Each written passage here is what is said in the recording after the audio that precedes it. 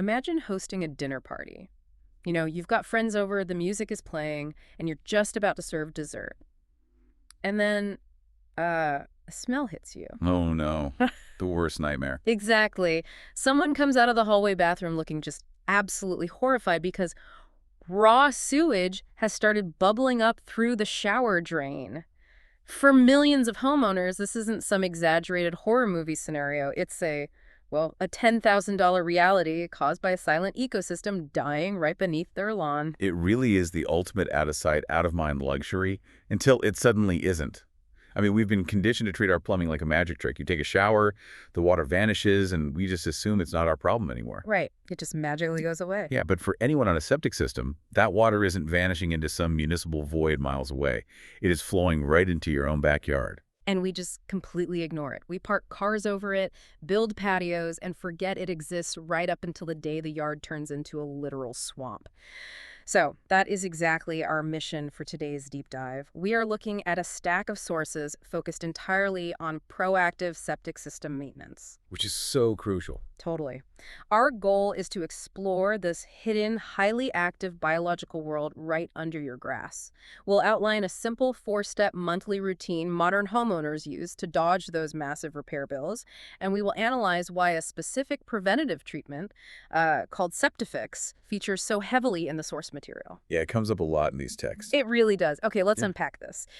To really grasp how to keep these systems from failing, we first have to throw away the idea that a septic tank is just a giant underground trash can. That misconception is the root of almost every major plumbing disaster we're looking at today. People treat it like this static holding tank just waiting to be pumped out. Right. But the reality is that it's an incredibly active, living biological processing plant. Wow, a processing plant. Exactly. The tank itself is just the outer shell. Inside, it is a completely self-contained environment. So take us down into the dark then. Walk us through the factory floor. When someone flushes a toilet, what is actually happening physically and chemically down there? Well, when wastewater enters the tank, it relies entirely on a natural separation process. Think of the tank as a massive settling chamber. The beneficial bacteria naturally present in human waste, they immediately go to work. Okay, so they're the workers. Right. And as they start breaking down the organic matter, the contents separate into 3 distinct layers. The heavy, solid waste settles to the very bottom of the tank, and that becomes your sludge layer. Gross, but necessary. Very necessary. Meanwhile, the lighter materials, like oils, soaps, cooking greases, they float up to the top to form a crest. We call that the scum layer. Okay, so you have sludge on the bottom, scum on the top. What's left in the middle? Is that just relatively clear water? Exactly right. That middle layer is called the effluent. Because the heavy stuff is down below and the light stuff is up top, that clarified water in the middle can flow out of the tank efficiently. And it goes right into the next phase of the system, which is the drain field. Let's pause on the drain field for a second. The sources mention it constantly, but I think a lot of people might not know what that actually looks like. It's not just an open pit underground, right? Oh, far from it. No, Mhm. the drain field is this highly engineered network of perforated pipes. They're buried in shallow gravel trenches across your yard. Oh, I see. Yeah, so when the clear effluent leaves the tank, it travels into these pipes, slowly seeps out through the small holes into the gravel, and then percolates down into the soil. And the microbes in the soil act as a final natural filter before it reaches the groundwater. It's almost like a highly efficient microscopic digestion engine, or maybe a delicate terrarium. It has its own ecosystem, its own climate, its own workforce of bacteria. And just like a real stomach, it can get a terrible case of indigestion if you feed it the wrong things. What's fascinating here is how incredibly easily this delicate biological balance is disrupted by our everyday modern habits. The system evolved for natural human waste and water. Right, the natural stuff. But today, we just bombard it with harsh household chemical cleaners, antibacterial soaps, bleach. When you send those down the drain, you are essentially launching a chemical attack on the workforce inside that digestion engine. Wait, so you're actively killing the bacteria? Exactly. You're actively killing off the beneficial bacteria that the tank absolutely relies on to break down the sludge. And if that digestion engine gets upset, or if the workforce dies off, this isn't just a minor inconvenience, is it? This leads to what the sources describe as the domino effect of system failure. Right. The root causes of failure start compounding in a very predictable, almost mathematical way. Mm. First, because you've killed off the bacteria, waste starts accumulating way faster than the remaining ecosystem can break it down. Makes sense. Less workers, more trash. Yeah. Second, as that organic matter piles up, the environment becomes increasingly toxic, which causes the bacteria populations to decline even further. A vicious cycle. It really is. And third, and this is the critical breaking point, that sludge layer at the bottom begins to rise higher and higher. Which means there is less physical room for the water in the middle to sit and separate. The whole process just gets bottlenecked. Precisely. The heavy solids don't have time to settle, so they get pushed out of the tank and directly into those perforated pipes in the drain field. And that's when you ruin the gravel trenches. That's exactly when it happens. Our sources list all these dreaded warning signs that homeowners so often ignore. You know, things like persistent septic odors around the house, frequent clogs, and those soggy, foul-smelling patches in the yard. Yeah, just walking across your grass and suddenly your shoe squishes. That means the drain field is completely saturated and failing to percolate. But let me ask a practical question, just representing everyone listening who might be nervously looking at their sink right now. The sources talk about slow drain tubs and gurgling pipes. Yes, the gurgling. Right. If I'm brushing my teeth and I hear a distinct glug-glug sound in the pipes behind the wall, is the tank already dead? Like, is it too late? It doesn't necessarily mean the entire system needs to be excavated tomorrow, but it absolutely means you have crossed the threshold from normal operation into active distress. Uh-oh. Yeah, that gurgling sound is a venting issue. It means the wastewater is struggling to flow down the pipes because the water level in the tank is too high, or maybe a blockage of solid waste is forming. The system is literally choking. Wow. So the air has nowhere to go, so it pushes back up through your sink track. Exactly. It's the check engine light coming on, but your car's engine block is already smoking. Yeah. And dealing with major repairs or reactive emergency pumping at that stage is incredibly disruptive. Not to mention expensive. The financial stakes mentioned in the literature are wild. We're talking anywhere from $3,000 to over $10,000 to replace a failed drain field. That financial reality is the core reason why the homeowner conversation in these sources has completely shifted away from crisis management. The focus is no longer on waiting for a disaster. Right. It's about prevention. Entirely on a preventative mindset now. Which naturally brings us to the daily habits that prevent the disaster. Busy homeowners are adopting this incredibly straightforward routine to manage their systems. Step one is all about water. Right. And rather than thinking about it as a rigid set of rules, the sources really frame it around controlling the hydraulic load, which is just a fancy way of saying control the sheer volume of water you throw at the tank. Managing the water volume is critical. Excessive water entering the system all at once overwhelms the tank's natural separation process. Because it stirs everything up. Exactly. If a massive amount of water rushes in, it stirs everything up. The sludge on the bottom and the scum on the top get agitated, and those heavy solids get pushed out into the delicate drain field before they even have a chance to settle. The classic example the sources give is the Saturday laundry marathon. Oh, the worst thing you can do. Right. A family waits until the weekend and does 6 heavy loads of laundry back to back. You are essentially hitting your delicate underground terrarium with a localized tsunami. You are flooding the engine. Spreading laundry loads throughout the week gives the tank time to rest and actually process the water. And it's not just laundry. It means actively fixing leaky faucets or running toilets, too. Oh, absolutely. A toilet that constantly runs can secretly send hundreds of gallons of clean water into a tank every single day. That completely overwhelms its capacity. They also emphasize checking outdoor drainage. You don't want your roof gutters or lawn sprinklers dumping hundreds of gallons of rainwater directly on top of your drain field soil. No, because that soil is already working overtime to process your wastewater. Exactly. So you control the water, but it's not just the volume of the water, it's the cargo it carries. That's step 2. We have to stop treating the toilet and the kitchen sink like a municipal trash can. This goes back to protecting that biological workforce we talked about. Yeah. The sources explicitly list items that simply cannot go into a septic environment. The major offenders, right, like paper towels, feminine hygiene products, cotton swabs, and grease. I really want to stop on the grease for a second. Oh, it's a huge problem. It really is, and the visual in the text is pretty gnarly. When hot cooking oil goes down the drain, it's liquid, but once it hits the cold underground tank, it congeals. Right, it solidifies. It turns into this rock-hard, thick crust on the top layer that suffocates the system and clogs the inlet pipes. Cooking oils are terrible for the system. But the most deceptive items are the wipes. The sources heavily warn against them, even the ones that are boldly marketed as flushable. That always confuses people. If the box says flushable, why is it destroying the tank? Well, the term flushable just means it will physically make it through the curved pipe at the bottom of your toilet bowl. It does not mean it will biodegrade. Oh, so it just gets stuck later on. Yeah. Standard toilet paper is made of short cellulose fibers that dissolve rapidly in water. Those flushable wipes, though, are held together with synthetic plastic polymers. Wait, plastic? Yes. They don't dissolve. They sit in the tank intact for years, tangling up with solid waste, taking up valuable volume, and really contributing to that rising sludge layer. So we manage the water volume and we ruthlessly police what goes down the drains.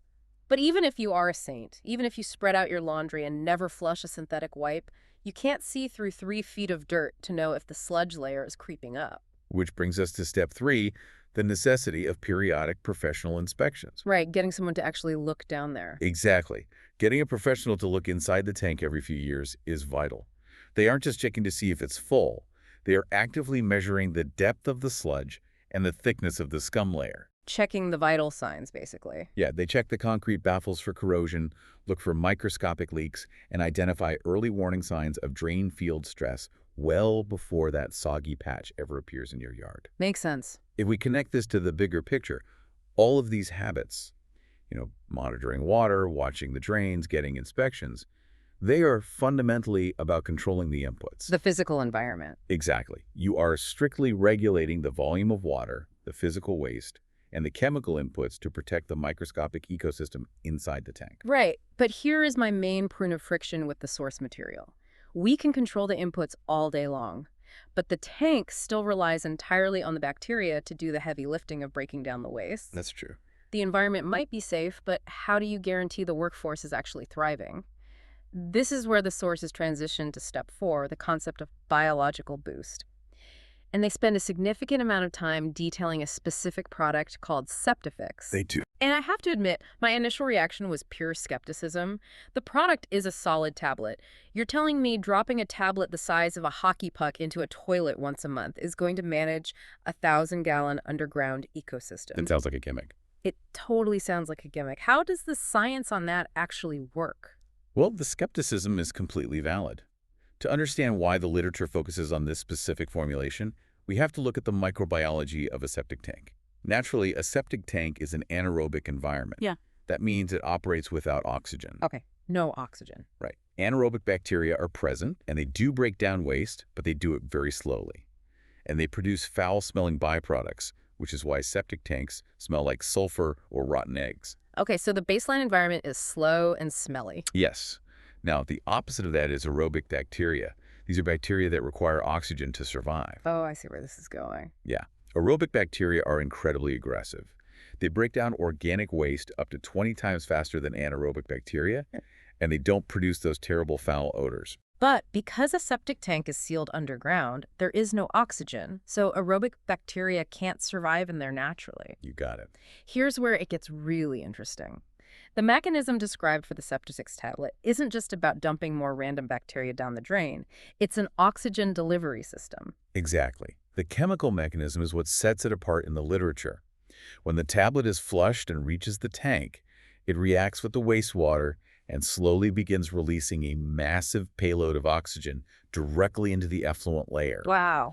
By oxygenating the tank, it instantly cultivates a thriving environment for aerobic bacteria. The tablet also contains live strains of these highly efficient bacteria. So it's a 2-for-1. Right. It is simultaneously introducing the specialized workforce and creating the exact atmospheric conditions they need to survive and rapidly consume the sludge. So it's essentially supercharging the biological breakdown process by shifting the tank from a slow anaerobic state to a high-speed aerobic state. That is the core science behind it. And it explains why the product data points to results like faster organic waste breakdown, a significant reduction in that dreaded sludge buildup, and a massive decrease in foul odors. Because the aerobic bacteria simply process the waste much more efficiently. Precisely. Beyond the science of the oxygen release, though, the sources highlight a much more human reason for why SEPTIFIX is gaining so much traction, and that's the form factor. The simplicity is arguably its biggest selling point for homeowners. Yeah. Historically, applying a biological septic treatment was a really messy, unpleasant chore. Oh yeah, nobody wants to deal with that. Homeowners had to deal with heavy jugs of toxic-smelling liquid treatments, or measure out dusty powders they got all over the bathroom, or follow highly complicated multi-day flushing schedules. Nobody has time for that. Exactly. The contrast here is sharp. SEPTIFIX is a solid tablet. The routine is literally just taking one tablet and flushing it down the toilet once a month. It's proactive rather than reactive. I mean, we live in a world where everyone is juggling work, family, commuting, endless responsibilities. Right, it's exhausting. The absolute last thing you want to spend your limited mental energy on is the sludge capacity of an underground wastewater tank. If a maintenance routine is complicated or messy, human nature dictates that we simply won't do it. We really won't. We will push it to the bottom of the to-do list until the gurgling pipes force us to deal with it. Exactly. But a routine that requires you to spread out your laundry, throw wipes in the trash instead of the toilet, and drop a tablet in the bowl once a month. I mean, that is a level of simplicity that virtually guarantees compliance. So what does this all mean? When we look at all these sources, the biology of the tank layers, the financial horrors of a ruined drain field, the shift to a preventative mindset, and the chemical mechanics of oxygenating bacteria, what is the ultimate takeaway for the listener? The overarching theme of all these materials is that successful homeownership, especially regarding plumbing, isn't about finding a single magical miracle cure that fixes years of neglect overnight. It's never a magic bullet. No, it's about embracing a consistent, holistic, long-term strategy. It's the combination of the habits and the tools. It is the synergy of everything we discussed. Utilizing a routine biological boost like SEPTIFIX to manage the bacterial health, paired with responsible water usage, strict drain discipline, and periodic professional inspections. Right. The literature concludes that these small, consistent actions yield vastly better results and save thousands of dollars compared to the traditional model of just waiting for a catastrophic failure. This raises an important question, though, about our modern relationship with the spaces we inhabit. How so? Well, we've become so detached from the physical realities of our homes. We demand seamless convenience, like water that vanishes instantly, but we forget that convenience still requires a maintained foundation. We want the magic disappearing drain, but we don't want to maintain the magic. Exactly. And that's why finding a routine that fits into a busy life without causing friction is the ultimate key to actually protecting your property. It really is. At the end of the day, the absolute best septic systems are the ones you literally never have to think about. Exactly. They are the ones operating silently, smoothly, right beneath your feet, doing the dirty work so you can go about your life. And getting there doesn't require a degree in civil engineering or microbiology. By just managing your hydraulic load, watching what goes down your drains, getting a professional to measure the sludge every few years, and dropping a SEPTIFIX tablet in the bowl once a month, you are keeping that hidden digestion engine running flawlessly. It represents a remarkably small investment of time for a massive return in financial peace of mind. Absolutely. And we just spent this entire deep dive learning about how this hidden, incredibly vital biological ecosystem runs quietly beneath our lawns, completely out of sight and mostly out of mind. And it really makes you wonder, what other invisible foundational systems in our homes, our communities, or even our own bodies are we completely ignoring right now, just waiting for the metaphorical gurgling pipes to tell us something has gone terribly wrong? Think about that next time you turn on the tap.